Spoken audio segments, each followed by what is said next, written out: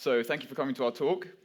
And as you know, we say the best till last. So hopefully this will be a fun talk. You learn some few things along the way. I'm Jonathan, this is Marco, as just mentioned. And we both work together at Bloomberg. And this is our talk on the 8 queens problem at compile time, a journey from C++ 03 to modern C++. So we're going to take a look at the dinosaur age of template metaprogramming 20 years ago, and then see how over the 20 years that have passed, how modern C++ gives us new techniques to tackle this problem, and hopefully you learn a few things along the way. Yeah, so let's get into it. Before we actually dive into any C++, let's just quickly recap what the 8 queens problem is, in case you're not familiar. So it's a classic problem in computer science that asks, given an 8x8 chessboard, how many ways are there of placing 8 queens on that board such that none of them can take each other? Here's a queen on the board, and you can see that the red arrows show how it can move, vertically, horizontally, or diagonally. And here's one potential valid place to place a new queen. You can see that the new queen misses all the red arrows that the existing queen could move to, and the original queen does not cross any of these yellow arrows. Therefore, this will be considered a valid placement for the 8 queens problem. Whereas, if we place the queen here, obviously these 2 queens can take each other diagonally, and this would be considered invalid. So this would not be allowed. Here's one potential valid solution to the 8 queens problem. So if you look there and pick 2 queens, I promise you they won't be able to take each other. You can trust me. So because there's an 8x8 chessboard, right, this means there's 64 possible positions on the board. Of the 8 queens we need to place, this means that there are over 4 billion possible arrangements for the queens on the board. So this is not a problem that really suits itself to a brute force approach. You need a more sort of complex algorithm to really tackle it. And in fact, of those 4 billion possible arrangements, only 92 of them are actually valid solutions. So now I'm going to pass over to Marco, who's going to show us some dinosaur template metaprogramming and how we can do this in C++ 03. Okay, so years ago, this dinosaur became fascinated with template metaprogramming in C++. I bought a fantastic book that explained TMP techniques from the ground up, and it opened my eyes because C++ templates aren't just about generic programming. They form a full Turing complete language inside a compiler.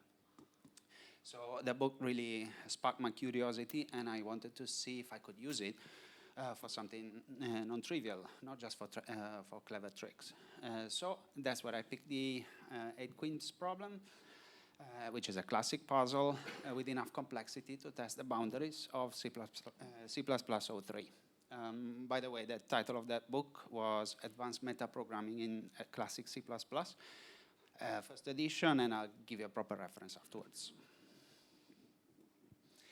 Today, I'm going to show you how I solved it entirely at compile time. The program consists of just one header file and a CPP. It's roughly subdivided into these sections. So representation to encode squares, solutions, and partial solutions as types. Manipulators, which are operation for push and pop. Solution lists to build type lists of complete solutions. Merging for combining solution lists from different branches in the algorithm. Then the attack logic, encoding the chess rules in templates. Backtracking, which is the heart of the algorithm, which I named process square. Instantiation, which is the structure that launches the compile time recursion. And then runtime logic, just to print the solutions. Okay, so let's see the code. There's a lot of it. First of all, how to represent a square. We encode a square as a single decimal integer, where the tens represent the row. So we have row 10, row 20, up to row 80. And the units represent the columns. So we have columns 1 to 8. And that gives me 2 compile time constants for free. We have column, value modulus 10, and row values, value minus column. So for example, in the picture, you see this queen in the example is at position 45, which is row 40 and column 5. This representation makes diagonal math super clean. So static value square coordinates turns that number into a type. And the only runtime thing that you see here is that operator int, which is only used to print out the solutions when the program runs. The macro square is just a shorthand.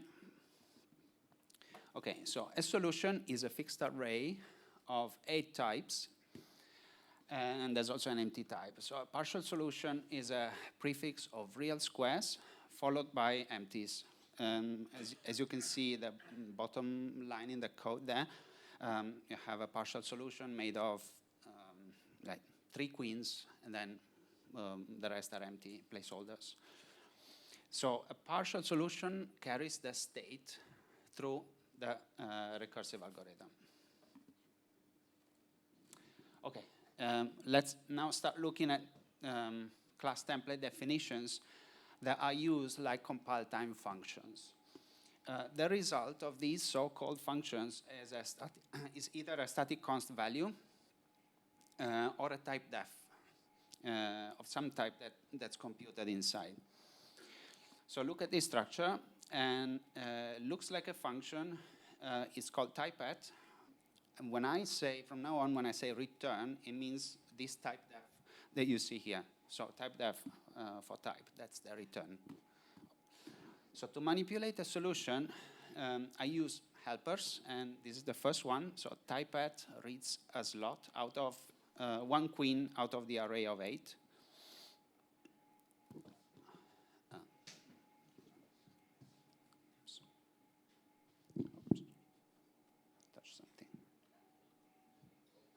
Okay, so there's another manipulator here, is empty type, to know if a slot is empty or not, filled or unfilled. Then this one, first n elements not empty, is a predicate to check if the first n positions contain queens. So in the recursive case,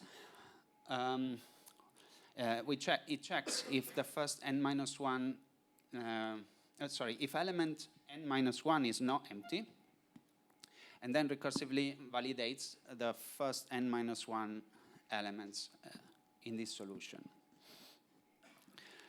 So why this is needed? Because in our program, solutions always have 8 elements, but partial solutions pad the end of the array with empty types.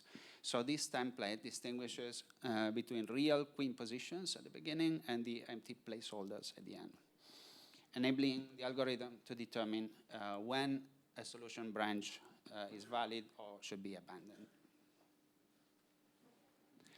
Okay, this is the base case for n equals 0 and always returns true.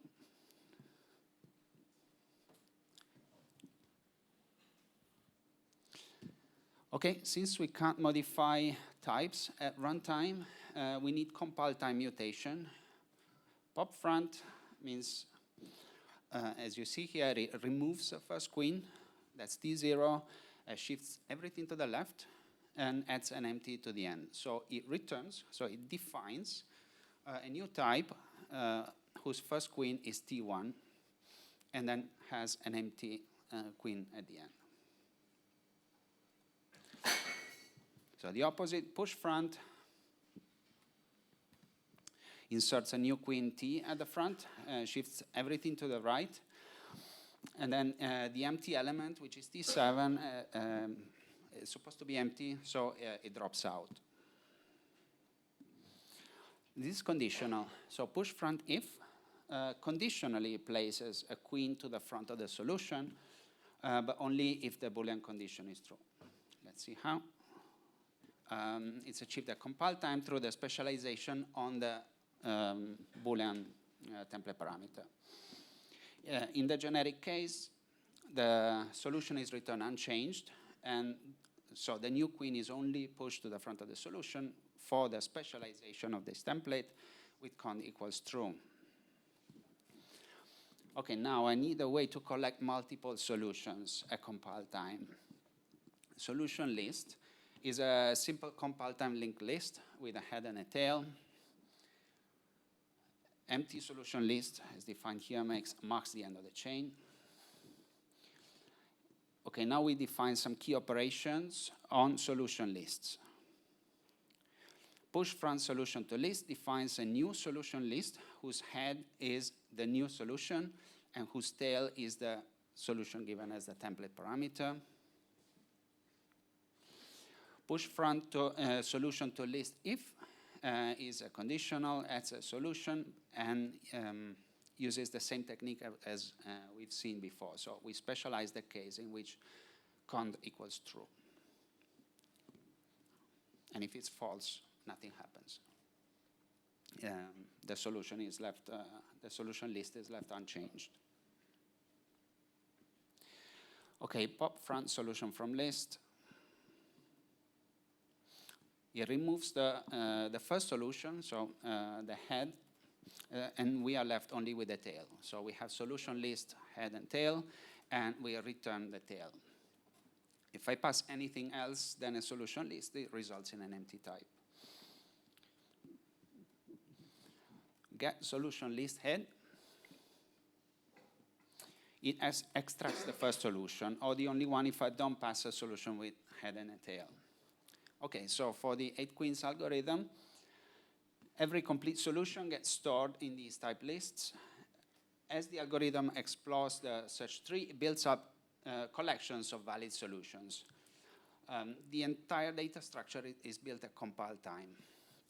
And by runtime, we have a complete catalog of all the 92 solutions, all embedded as solution list in our executable.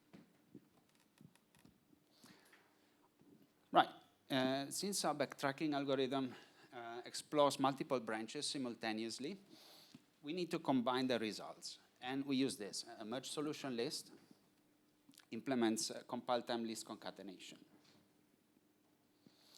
The base cases are that if either of the solution is empty, we return the other one. And this is the recursive case. Take a moment. It merges 2 generic lists. And here is how. We take the head of list 2. We push it onto list 1. Then take the tail of list 2 and recursively merge it with the augmented list 1.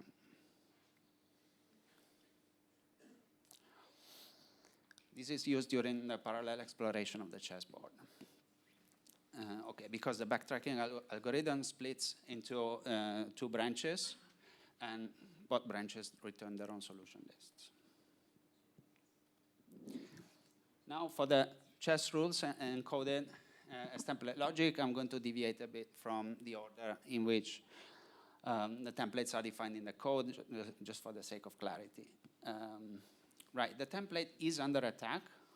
Checks if placing a queen at the new position would be attacked by any queen in the existing partial solution. So here, the first queen is extracted from the partial solution list, from the partial solution using typeat. It checks if the first queen can attack the position in the given square. And if not, it makes a recursive instantiation of itself in which it passes the tail of the partial solution after removing the first queen. So we call pop front to get the first queen out and pass the remainder to this new instantiation. So I can verify a compile time if this square is safe given the partial solution. To check if one single queen can attack the current position, we use this template. And the attack is possible if the 2 queens are on the same row, same column, or they can hit each other diagonally. An empty or null position cannot attack anything, so that returns false. And the diagonals are the fun part. So I decompose the attack into 2 recursive templates that walk along the chessboard until they either hit the target or run off the board boundaries. So we have one template for the down right diagonal and one for the down left diagonal. So walking down right means adding 10 to the row value, because you go one row below, and adding +1 for the column to the right. While moving down left means adding 10, and then -1 to go to the column to the left. Here are the base recursive cases for walking down right and down left.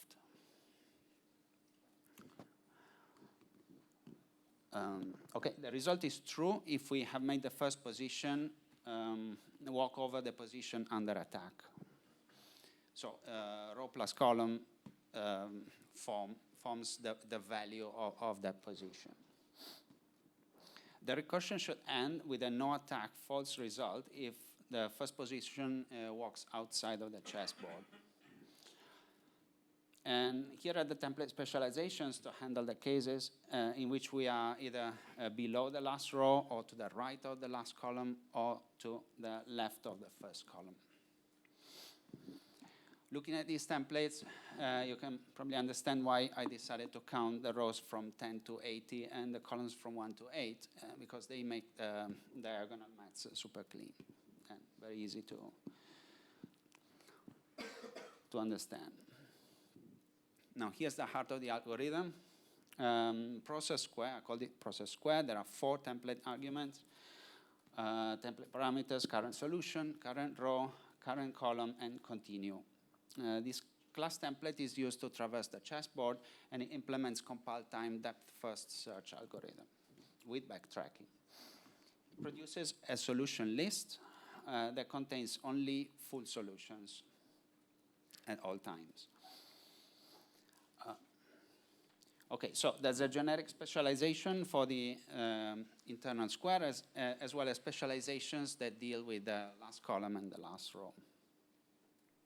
Let's see them. Current solution is a template parameter representing a partial solution. It carries the state through the recursion. An array of queen positions that have been successfully placed on the chessboard in the rows above the current position. So in the example here, you see on the chessboard, we have a partial solution made of 4 queens on square 12, 24, square 36, and square 48. Okay, the key facts about a partial solution is that it contains only non-attacking queens from the rows above. It's built incrementally from top to bottom, row by row.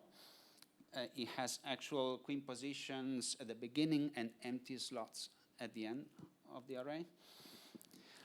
And it's passed down through recursion. Okay, this is the specialization with continue equals false that's instantiated on a dead branch.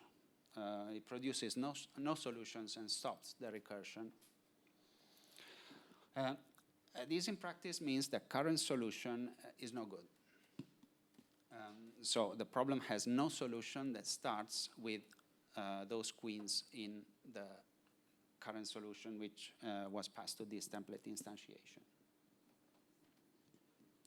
Am I talking too much? It is metaprogramming. Okay, You can't get around it.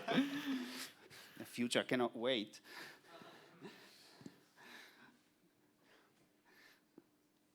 Okay, so the template specialization for the generic case, so rows 10 to 70 and the columns 1 to 7. Let's go through this beast line by line. Okay, the current partial solution is valid if the first n elements are not empty up to the row above the current one. So you see num elements is like 1 less of the current row. This ensures that we only continue if the prefix actually has the expected number of queens. And as you can imagine, there's no previous row when the current row is 10. So on the first row, I specialize the first n elements not empty with 0 to yield true. Now, what happens? Push front if the current solution is augmented with the current square. So square pos is added to the current solution if there is no attack possible from the current solution to the square being examined. Otherwise, next current solution is the same as current solution. No queen is added. Then we let the algorithm go depth first by making a new instantiation of process square and passing it the computed next solution, which may or may not have an extra queen. Moving down the chessboard by one row, plus 10, so that with plus 10 goes down one row and to column 1.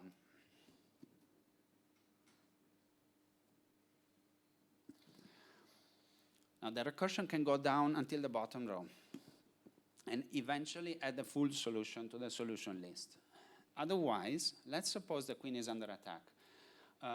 If the current solution contains, for example, 4 queens and 4 empty slots, we are on row 5, and the current square is under attack. What happens? Then no queen is pushed onto next current solution, which will also contain 4 elements, like the current solution with which this template has been instantiated. Then when the next instantiation is instantiated for row 6, then its current solution will still have 4 queens instead of 5. And then let's see at the next instantiation, is current solution valid? We'll check first an element's not empty, but we'll only check, it will check for 5 queens, but we only have 4. So that static const bool is false. And then on row 16, 14 to 16, process square is instantiated again, but this time with a conditional equals to false, and there the recursion stops. Now we're still inside the generic recursive specialization for process square, so still in the same definition. And let's complete the tour, because now there is a parallel recursion branch. We're going to the right. This time we stay on the same row, and we pass the current partial solution to the next column.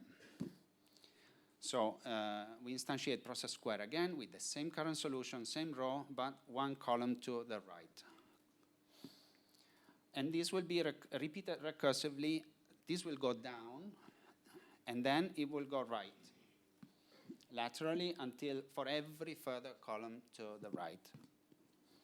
So process next column solution list is the full list of solutions whose first queens are the ones in current solution, and whose current row, the current row's queens are, come from the column to the right of this or further right. Now, all we need to do is to merge the solutions from the depth, from the branch that goes deep and the branch that goes to the right. Yeah. So now this is the specialization of the template for the last column. And it's straightforward. It's just like the generic case, but with only the recursion branch that goes to the next row. There is no merger of solution lists here, and I'm not going to show you the implementation. This is the specialization of process square for the bottom row, except for the last column. This is the place where a new solution may be added to the solution list. And let's see how. So if square 80 plus current column, which indicates the current position, is not under attack from any of the 7 queens in current solution, then add the square to the solution. So last current solution is the solution that we define using push front if. So actually, last current solution may contain, at this point, 7 or 8 queens, depending on whether the attack takes place or not. If last current solution now is a complete solution, so it has 8 queens, then we add it to this definition, solution list with current pos or empty. So here we have the solution list with current pos or empty equals to the last current solution, or otherwise an empty list. We're still in the same template specialization. We check if the current partial solution of 7 elements is valid. Then we do the next column recursion that we have already seen in the generic case, but only this time the last row specialization is instantiated. Finally, we define solution list as the union of solution list with current pos or empty, and the list of solutions coming from the columns to the right. One last template specialization is to deal with the bottom right square of the chessboard, which has position value 88. It's quite simple, there's no recursion here. If square 88 is not under attack from the queens of the previous 7 rows, 88 is added to the current solution, and then, then it's pushed to solution list. Okay. You can breathe now. Okay.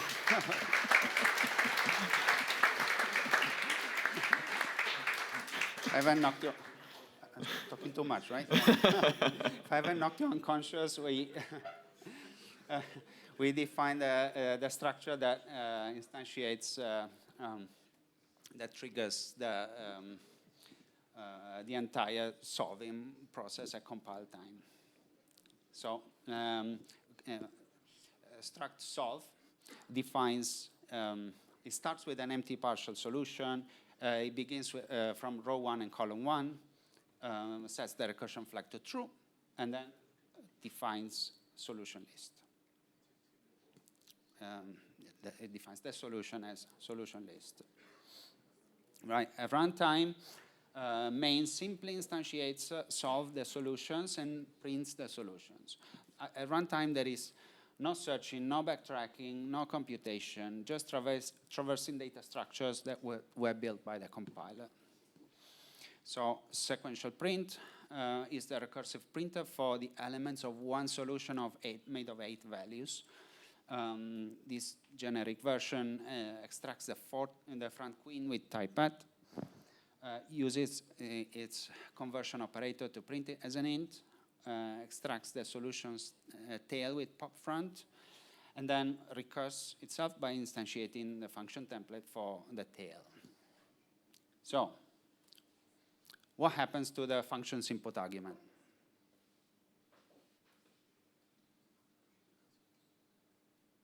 It's never used. All the operations are done on types.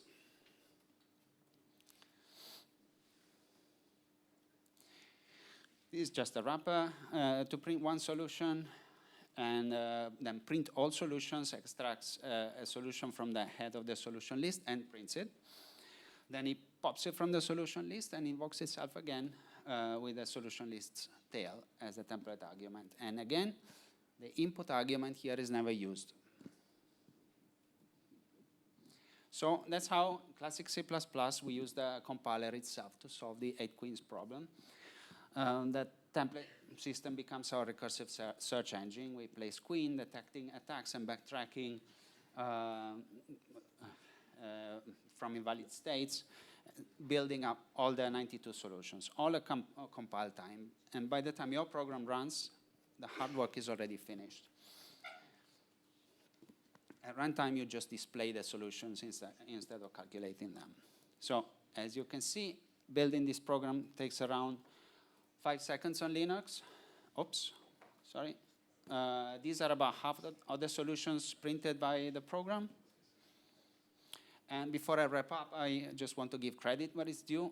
This is the book that I was talking about. It's called Advanced Metaprogramming in Classic C++. It's a great book. It explains things really in a very easy way. I recommend it. And The author could have been in this audience today, but I wish he was here.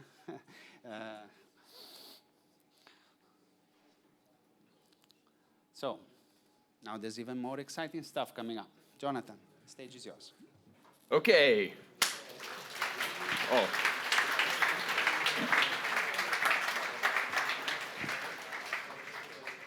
I assume that's for Marco, because I haven't said anything yet. So now we're going to look at the modern C++ version, right? And to ensure that this futuristic, non-dinosaur, non-prehistoric version is superior to what we've just seen, we're actually going to look at a more general problem, the n queens problem, which asks, given an arbitrary sized chessboard, how can we place n queens such that none of them can take each other? Now, a natural approach might have been to extend what we've just seen from Marco using variadic templates, but who likes template metaprogramming and the errors and all that horrible stuff? One guy. So right, he can leave. Everyone else, you're in the right place. And this guy. So instead, we're going to do a constexpr approach that we can now and see like how in modern C++ actually this is nice as opposed to this sort of crazy template instantiation, specialization, all this sort of thing. And we're also going to see how we can use the same algorithm to do both compile time solutions as well as runtime solutions. So let's get into it. Before we actually see any code, I think it's quite useful maybe just to recap what actually is a constant expression. So a constant expression is just any expression that the compiler can give a value to at compile time. So it can make constexpr function calls or consteval function calls, but it can't do any sort of reinterpret cast, undefined behavior, go-tos, assemblies, various other crazy things that you shouldn't really be doing day to day, right? You also can't do or throw exceptions during constant evaluation, at least not until C++ 26, where if you catch that exception within the constant evaluation, that will actually be okay. Notably, if you have a C++ 20 compatible compiler, you can actually use virtual functions and notably new and delete. And then this is really useful if you can use new and delete, so you can create vectors and all these sorts of things in your functions. And as long as you marry up all these calls to new with delete before your constant evaluation is finished, that's okay. The last thing to note is that you can only create literal types during constant evaluation. And this is your standard primitives, bools, ints, etc., but also any user-defined types as long as you have a constexpr constructor and either a trivial or constexpr destructor. There are some other exceptions, and if you go on CPP reference, the page is like this long, right, with all the things that you can and can't do. But generally, the best thing to do is just to give it a go. Like, the compiler will say no if it doesn't work. So let's move on to the code. We're going to basically model the problem in the same way as we've just seen, but in a constexpr way. So we're going to build up these lists of positions where we've placed queens and check as we go along and build up valid solutions as we go. So this is just a simple struct that holds a position on the chessboard. I'm using 2 values for rows and columns, just so that we can have an arbitrary board size above 9. So that nice trick that Marco showed us doesn't apply here. We have these constexpr functions that basically just give us more readable code, right? Rather than doing plus minus all these numbers, we can say, are we on the last row given this board size? Are we on the last column given this board size? Let's get the start of the next row. Let's get the start of the next column. And you can see they're all marked constexpr, so this means they can be called at runtime and also compile time. We also have the output stream operator just for printing. Now we can also define a queen. This just gives us a nice type level difference, right, between a position and a queen we've actually placed on the board. So this just holds the position that the queen has been placed at, as well as this little helper function that does the maths to figure out if this queen can take another position. Now notably, this is just doing some comparisons, right? And here I'm actually taking the absolute value, but I've done it manually. This is because I was using a C++ 20 compiler to write this. But if you had C++ 23 rather, stdabs is marked constexpr, but in 20 it's not. So depending on which version your compiler is supporting or you're using, there are some bits of the standard library that aren't marked constexpr that you might expect. But most stuff is there. And similarly, we have this output stream operator as well. Now, a nice thing you can do, and I think people have mentioned it earlier today, is to write static asserts when we're doing constexpr functions.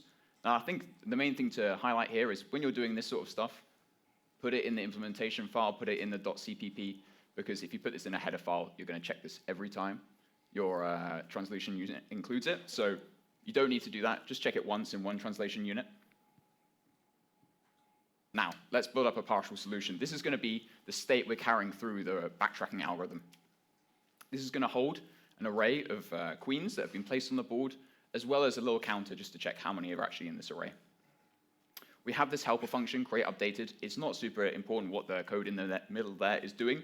All it is doing conceptually is taking in a new position and adding it to the current partial solution to give us a new one with the updated queen in there.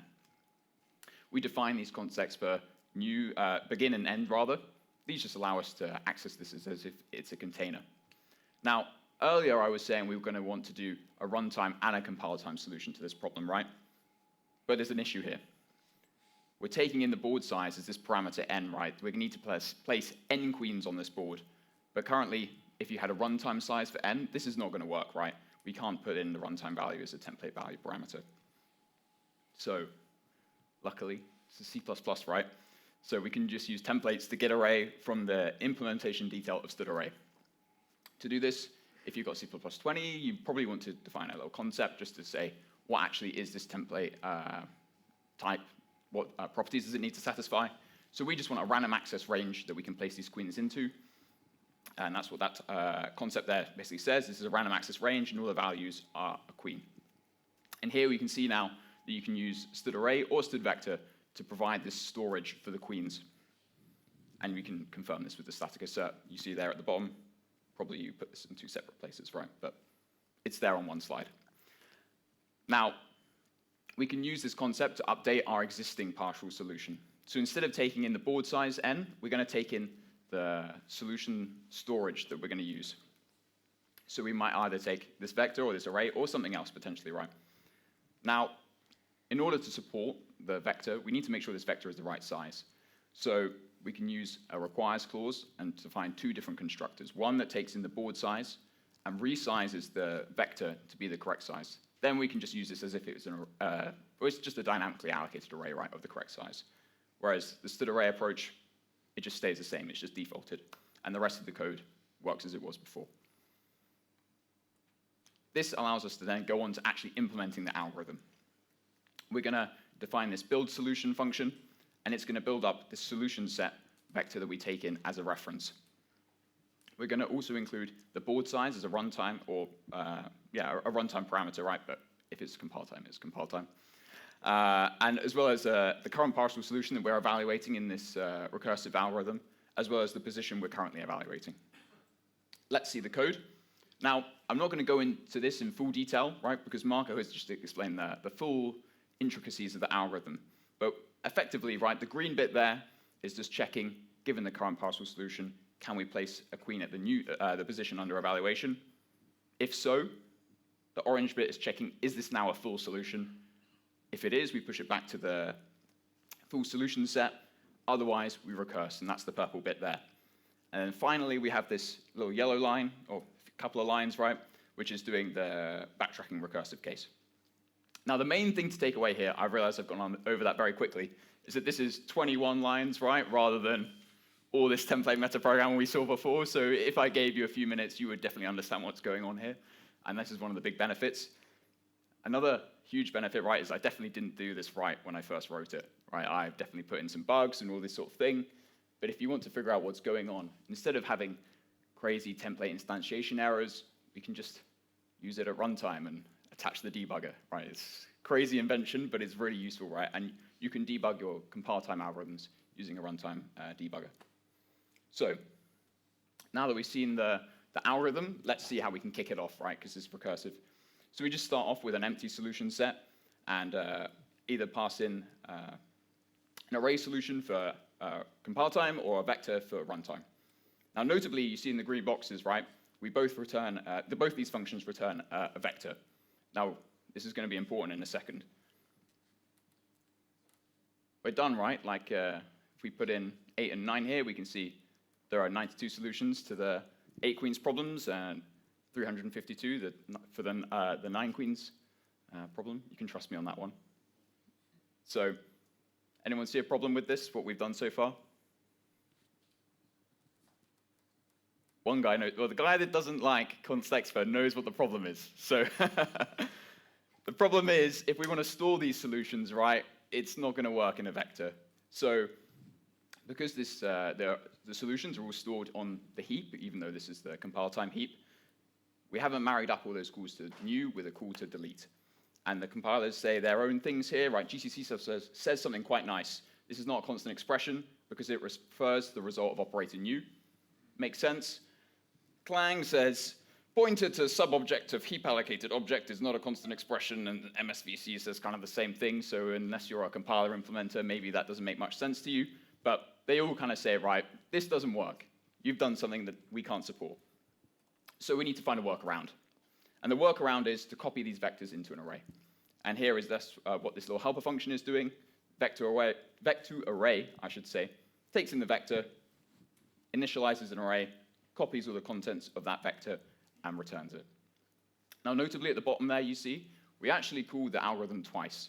Once to get the size, and once to get the values. You might think this is kind of nasty, right? We're calling the algorithm twice to do just one result. So you might think, oh, well, let's move this out into a variable, right? We define res to put the result in, but then we can't use res as .size as a template value parameter, right? Because it's not a compile time constant. And here we see res is not declared constexpr. You might think, well, let's define res as constexpr, right? But then we're back here. So that's not something we can do.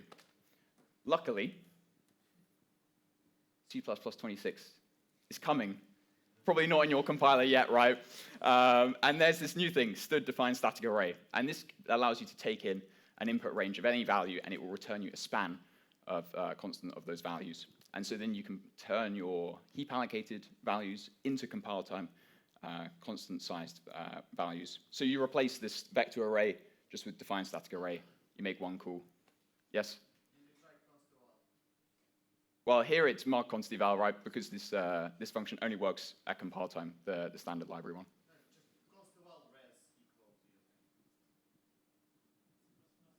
I don't think that will work because it's still not a constant expression, right? The vector. It is. I'm not sure if it will work, but it doesn't lead to runtime. I think what you'll do is you'll run into this same thing, right? It's the same problem. I'm not sure. We can try it afterwards and see, right? Maybe you're right, but I'm pretty sure it won't work. We'll see. But anyway, so now dinosaur is defeated, right? We put in 8 into this function, and we get out all the solutions. I haven't shown you how to print an array, because I think at this conference, probably all of you know how to print an array. So you can trust me on print solution working. Now, given we've got 7 minutes, I'm going to go at hyper speed through the rest of the slides. So probably now you've defined this algorithm, you probably actually want to build up this list from not just one board size, right? Or whatever solution or problem you're looking at, right? You might want a lookup table for these values. Now, a nice trick for doing this is using std make index sequence. This gives you a parameter pack of compile time values, indices. And we can use a generic lambda here. This is introduced in C++20 to give a name to this parameter pack, indices. And then we build up this tuple of all the calls to this compile time algorithm. And here you can see how it unwraps the fold expression below. So we just have a tuple, and all these calls are basically expanded by the compiler for us, given some max board size. We can do a similar thing to get all the values out, right? We just pass the index sequence. We index into this tuple and print out all the solutions there. So we can see up to board size 10, we have the number of solutions for each problem. Now, one thing you probably do want to be able to do is index into one position in your compile time lookup table, right? Probably you don't want to always print out everything. Probably you can imagine in some actual problem, you might have a runtime value that you want to check in your lookup table, right? Now, you might write a switch statement in all these cases manually, but let's say your compile time lookup table changes size, and you need to change the size of this switch statement, right? So this is not very nice and maintainable. So instead, we can do this nice trick, again, with fold expressions and the ternary operator. I suggest you look at the comment below. Let's consider if we have board size 2. If we have board size 2, the first ternary operator, 2 == 1, This is false, right? So we're going to go to the false branch of the ternary operator, and this is also false. So this whole first expression is false. Then the OR operator kicks in, so we go to the next line. Board size 2 equals 2. That's true, right? So then we call print solution and get out the correct value from the lookup table. And here in the fold expression, we can see we use the index I.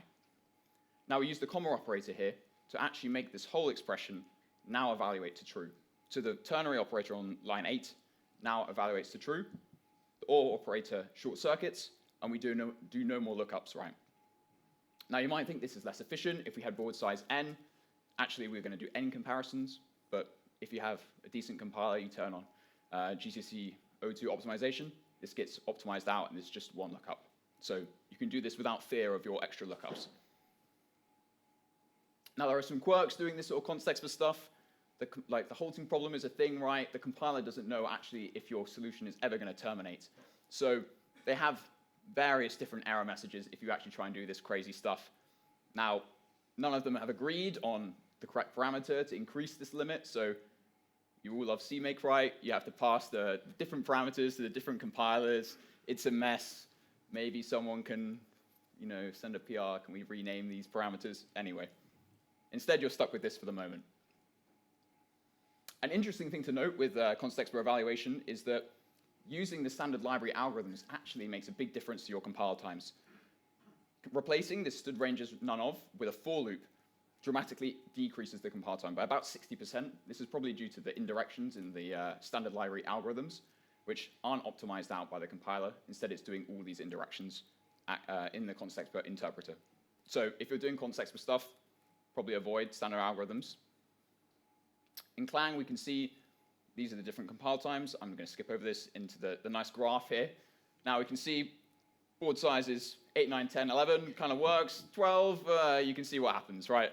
So not everything is actually possible at compile time. Notably, Clang has this new experimental, new constant interpreter, which is a bit quicker at doing the compilations than the standard Clang. So maybe this will be made at the official implementation at some point.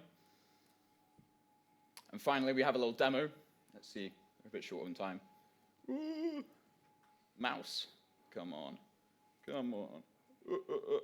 So we print out all the board sizes here. If we type in the number 8, this is going to look into our lookup table and print all the solutions in just 1 millisecond. Let's see if I can speed this up. Here we print the 10 queens problem in 30 milliseconds. I show you all the numbers there. I don't know why I did this, because you're not writing it down, right? Like, okay. So there we go. There's the 30 milliseconds to do the 10 queens problem. Now, notably, if we do -10, this is going to do runtime. And you can see it takes about 1 order of magnitude longer, 142 milliseconds. And this is an optimized build. Now, notably here, I'm doing the 12 queens problem at runtime. And you see it takes about 3 seconds. But this was not feasible in the compiler at compile time. So you can see certain things are definitely possible at compile time. Some things maybe need to stay at runtime. Let's see. Come on, slide. There we go. Oh, PowerPoint. Okay, that's it. That's our journey from C++ 03 to modern C++.